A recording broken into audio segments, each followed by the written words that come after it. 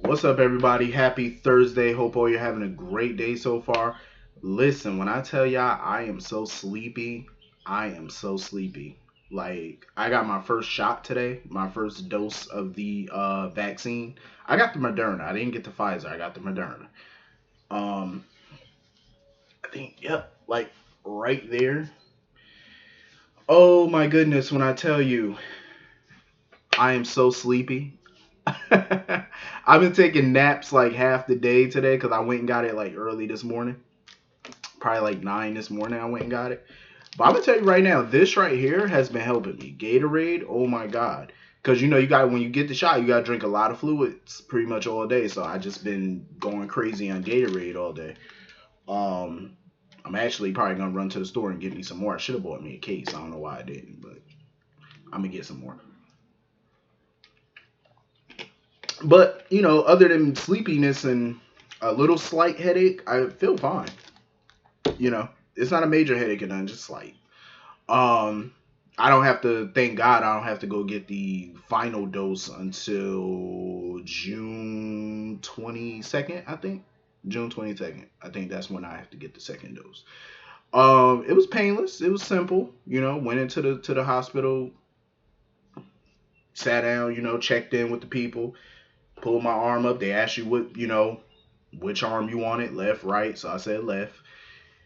Boom, you're done. You go sit down for 15 minutes so they can observe you, make sure that you're good. And I was out the door. I got my record card, and I'm good. I'm happy to finally get it. Better safe than sorry. And like I say, you're not forced to go get it because I was on the fence about getting a vaccine too. But I say, I plan on doing some traveling and stuff, so why not? You know what I mean? Better safe than sorry. So anyway, getting into this episode of GH, I enjoyed this episode. I really did. I totally enjoyed it. Gladys is working my last fucking nerve. Gladys just can't see the forest for the trees. I'm gonna tell you that right now. That woman is simple. She is so simple. Like, I've seen some simple ass people in my life, but Gladys takes the cake for being simple. Oh my lord. Like, this woman just does not think. She doesn't see the bigger picture. Like, everything Carly said to her was the truth. Like, when Cyrus is done using your simple ass, he gonna toss you out on the street or he's gonna kill you. Because he doesn't want to, tie up loose ends. Because everybody knows that if she recants her story and brings Cyrus's name up, he's gonna be brought up on charges. Cyrus is gonna have her killed. Definitely. Even if his plan succeeds, he's still gonna have her killed because just in case she decides to grow a conscience, which will probably be never, she could always recant later and he could end up facing charges. You know what I mean? So he's not just gonna let you go. Like, you're a dead chick walking. And Carly tried to offer her a sweet deal. Take your ass back home, recant your stories, go back home. You won't face jail time. Obviously, because I'm pretty sure they'll make sure, Diane will make sure that she don't go to jail. So you won't face prison time. You'll be set, financially and stuff like that. You'll be taken care of. But no, you want to sit here and think Cyrus is your Lord and Savior like a fool. Like, you are about to get your son killed. And she's sitting there talking about, oh, that's not Brando's baby. How would you know that? How would you know that, ma'am? Were you in the bed? And they weren't even doing it in the bed. They were in the damn garage having sex on cold floors and oils. So how would you know what they were doing? Like, mind your business, Gladys, and just recant the damn story, please. Like, Gladys is such a fool. Such a fool. Cause I'm so glad when Brando came up in there or whatever, and Carly told him, your mama ran her mouth. Your mama done ran her mouth because she just can't hold water. Like, she told Cyrus about Dev. Now he's blackmailing Brando with it.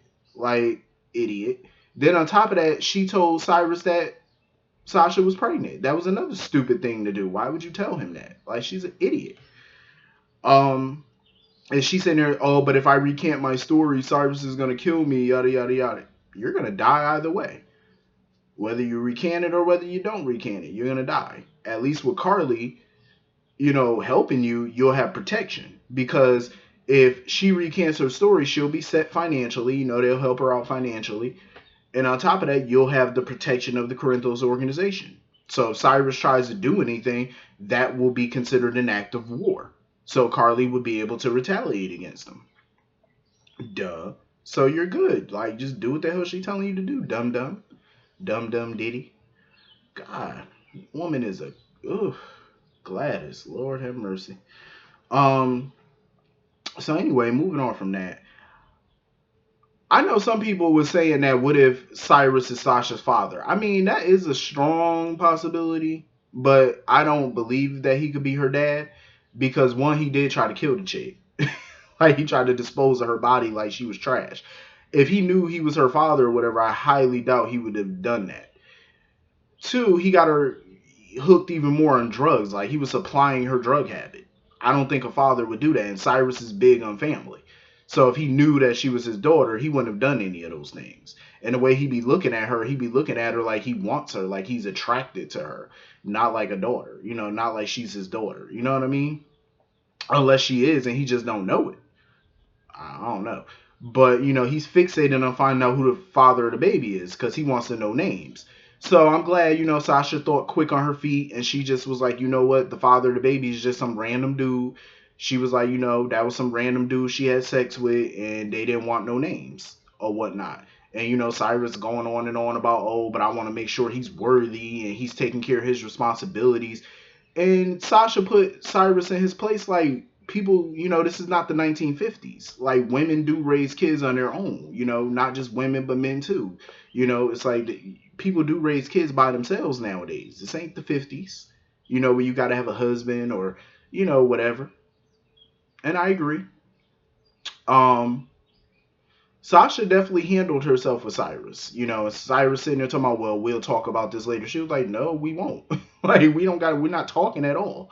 I like the way Sasha handled him. I like it. Like, she definitely grew a backbone. I feel like she always had one, but, it shows even more now. Because for her to stand up against him, and she's been doing it a lot. Like, she's shown that she's not afraid of Cyrus. You know what I mean? Like, she don't care how evil he is. And I like it. Now her and Brando just need to figure out, their next course of action of what they're gonna do, because Cyrus ain't gonna let this go. So anyway, moving on from that, I totally understand where Ava's coming from. She feels like if her, Laura, Carly, all of them continue to have a strong united front like they've been doing, and Carly holds up her end of the, what she's doing over here, then they can defeat Cyrus. I concur with that. I feel like, that's a good start, but they've been doing that. You know what I mean? Like everybody's been a united front against him. I feel like desperate times calls for desperate measures. I feel like they need to step up their game. And that's what Laura's trying to do. She's trying to get Nicholas and Ava to come up with a strong plan to neutralize Cyrus for good, because he's basically declaring war on Laura and her family, because he pretty much told Laura, since she don't want to bond with him or whatever, she don't want him to be her brother, then fine.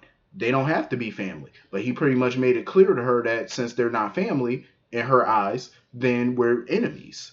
So Laura feels like he's about to get more dangerous and they need to do something and do it quickly. Because Laura feels like because Laura feels like Cyrus is going to become desperate, and if he becomes more desperate, he's going to be dangerous. I feel like he's already past that. I feel like he is dangerous as it is. You know what I mean? So they need to come up with a course of action that's going to work. And I'm not even surprised that Laura um, is backing Nicholas and buying Pentonville. You know what I mean? Because she feels like it's good for prison reform. And I think they could do a lot of, good things with the prison system and stuff, because the judicial system and the prison system is just so flawed. So I think, this is a step forward for them in, getting that done. So anyway, moving on from that, I love the scenes between TJ and Shawn. I freaking loved it. And Shawn was just glowing. Like, he was so freaking happy that TJ called him dad. And that was such a dope moment. Um, and he's working his ass off with Alexis to try to get out of Pentonville so he can make it to TJ's graduation, because TJ put in his application to become a staff member at GH once he graduates the program and stuff like that and becomes a doctor. which I think is dope because it's always great to see more doctors, especially in a show called General Hospital. You know what I mean? So it's pretty dope. Um, and I can't wait for Shawn to get out to find out that Nicholas was the one who had Hayden shot. All hell gonna break loose, and I hope Shawn beat the tar out of Nicholas too. And it's good to see Alexis, helping out because even her old cellmate Maggie, came and thanked Alexis and stuff because it's because of Alexis's help. Maggie's getting paroled. You know what I mean? So it's good that Alexis is using, even though she's no longer technically a lawyer, she's still using her legal know-how to help the inmates get out of prison early and stuff like that. And she's gonna try and do the same for Shawn. Help him how to talk to the parole board, how to handle them and stuff, so he can make sure he get paroled. And I'm glad Shawn is taking her up on that offer to get him released because before he didn't want to. But I think after his conversation, even before his conversation with TJ, but now he's certain that he needs to get out. Because he needs to be there for TJ. You know what I mean? Like he's missing a lot in TJ's life, and he doesn't want to miss anymore. TJ is getting ready to graduate, which is a huge thing, and he wants to see his son graduate. He already missed out on a lot of time with TJ, and it sucks that he's been missing 5 years with him. So I'm glad that he's getting that done.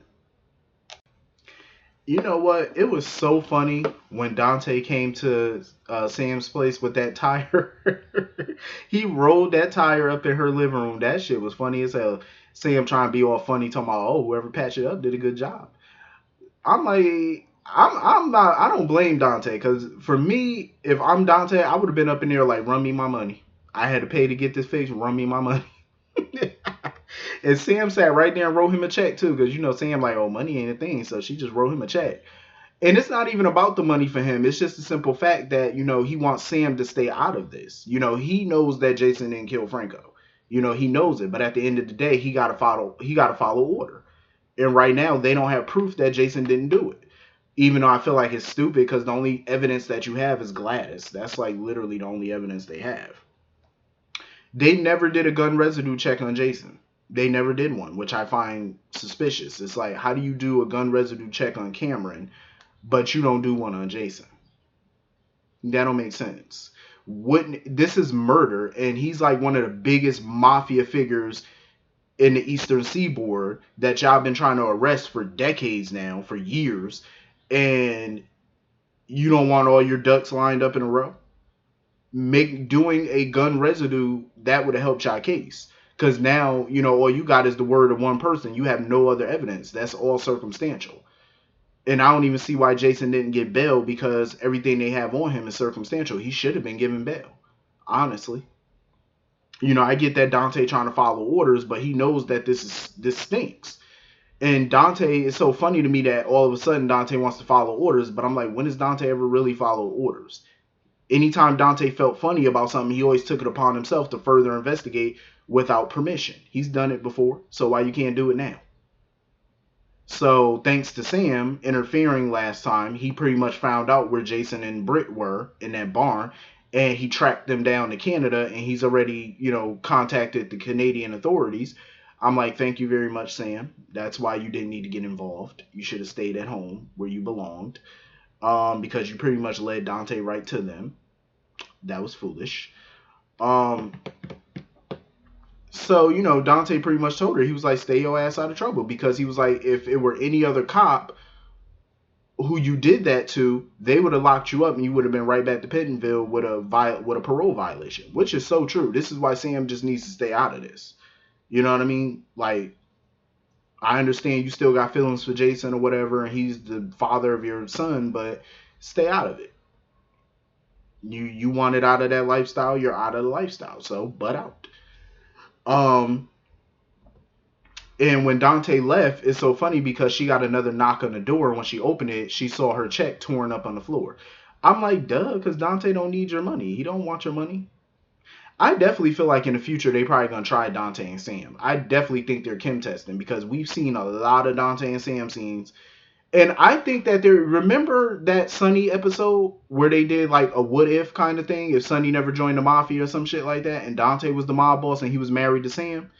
I think they got the idea to kind of Kim test them based off of that. Because I remember that episode, and I ain't gonna lie, Sam and Dante together, they definitely had some chemistry.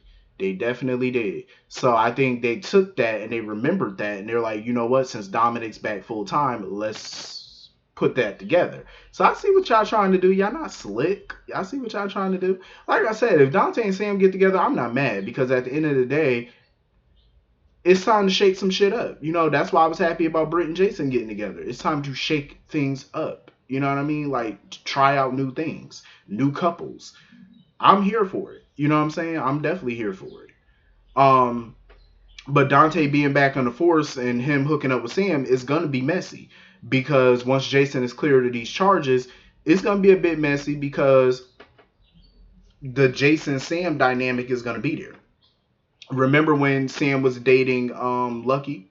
That, you know what I mean? Like it's gonna be that messy mess. It's gonna be some messy mess. That's exactly what it's gonna be, and I'm here for it. That's pretty much the whole episode. Hit the comment section. Let me know what y'all thought about it. I will see y'all all later. Hope y'all have a great day. Peace.